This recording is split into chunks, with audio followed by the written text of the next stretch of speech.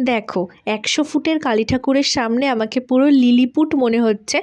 মনে হচ্ছে যেন একটা লাল রঙের পিঁপড়া ঘোরাঘুরি করছে। আর এদিকে এই মূর্তিটাকে দেখে আমি রিককে বলছিলাম যে, "দেখ, তোর দিয়ে ওকে দেখতে বেশি সুন্দর।" যাই হোক, আজকে আমরা খাওয়া-দাওয়া করতে চলে এসেছিলাম হচ্ছে জাস্ট বেঙ্গলিতে। এখানের বুফেটা আমি প্রচুরবার খেয়েছি। বাট আজকে সেরকম কোনো প্ল্যান ছিল না, তাই ভাবলাম যে ঠিক আছে, এখান থেকেই খাওয়া-দাওয়া করে যাই। আর এখানের বুফেটের ডিটেইলস আমার লং ভিডিওতে আছে, যেটা ইউটিউবে আছে, চেক করে নিতে পারো চাইলে।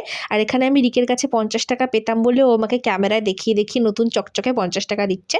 তারপর খাওয়া দাওয়া করে আমরা বেরিয়ে পড়লাম ঠাকুর দেখতে। আর বরফের পান তো খেতেই হবে। সারা রাত থেকে ভোর আমরা ঠাকুর তো দেখতেই থাকি কালী পুজোয়। আর বাবা বলছে যে আমি ঘোড়ার পাশে দাঁড়িয়ে ফটো তুলবো, তাই ফটোর সাথে সাথে ভিডিওও করে দিয়েছি। আর সারা রাত ঠাকুর দেখেছি, প্রচুর মজা করেছি।